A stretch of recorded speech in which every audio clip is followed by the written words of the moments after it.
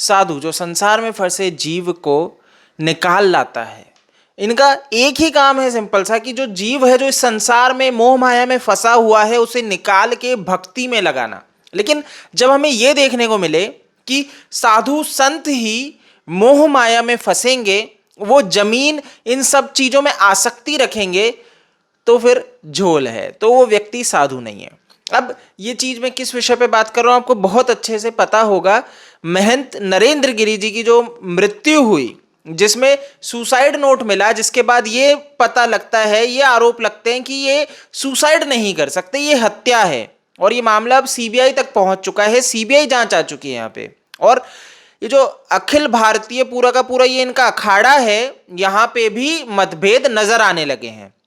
जैसे कि इन्हीं के जो आनंद गिरी हैं, इन्हीं के शिष्य थे, उनके ऊपर आरोप लगा है। वो तो मतलब इनके विवाद तो आपसी ऐसे रहे हैं, प्रॉपर्टी को लेके नरेंद्र गिरी जी बेचते रहे, वो यहाँ पे रोष करते रहे, उनके अलग शौक थे, वो विदेशों में घूमते थे, कई बार वो बियर के साथ नजर आए। अब ये सब चीजें बहुत ऐसा प्रतीत होती हैं कि एक साधु अगर इन सब चीजों में संलग्न हो, कि एक साधु अगर इन सब चीजों में इन्वॉल्व होगा, तो वो समाज को क्या देगा। अब देखिए यहां पे समझने वाली बात यह है, जैसे कि मैं आपको बता चुका हूं सीबीआई बैठ चुकी है, लेकिन वो जो सुसाइड नोट है उसके अंदर यह भी बताया गया है, जब ये गुट बढ़ चुके हैं ना, जब ये बातें हो रही हैं, तो जो महंत लिख नहीं सकते थे इतना, उन्होंने 8 पेज का सुसाइड नोट लिख दिया, हर पेज पे अपने साइन भी किए हैं, और इन्होंने ये भी बता दिया कौन लोग जिम्मेदार हैं। इन्होंने ये भी बता दिया मैं भाई पहले भी सुसाइड करना चाह रहा था।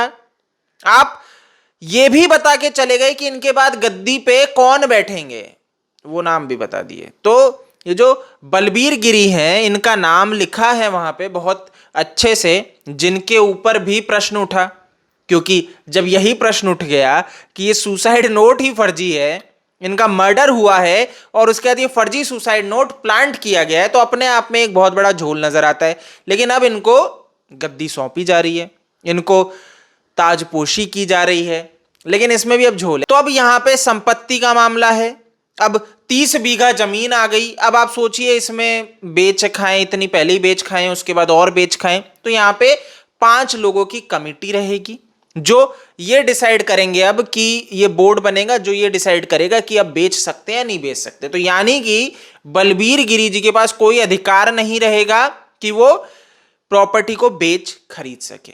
समझ गए? अगर इनके ऊपर किसी तरह का आगे आरोप लगता है या किसी गलत गतिविधियों में पाए जाते हैं तो इनको हटा दिया जाएगा। तो अब वही है कि जो नियम कायदे महंत नरेंद्र गिरी जी के वक्त में होने चाहिए थे वो अब नजर आ रहे हैं, वो भी इसलिए क्योंकि पब्लिक में ये चीजें बहुत ज्यादा निकल के आ चुकी है। लेकिन एक चीज दोस्तों बहुत अच्छे से समझ में आती है कि साधु संत की परिभाषा ये नहीं है जो मोह माया संसार में फंसेगा वो साधु नहीं है, ये समझने वाली चीज है, बहुत क्लियर है।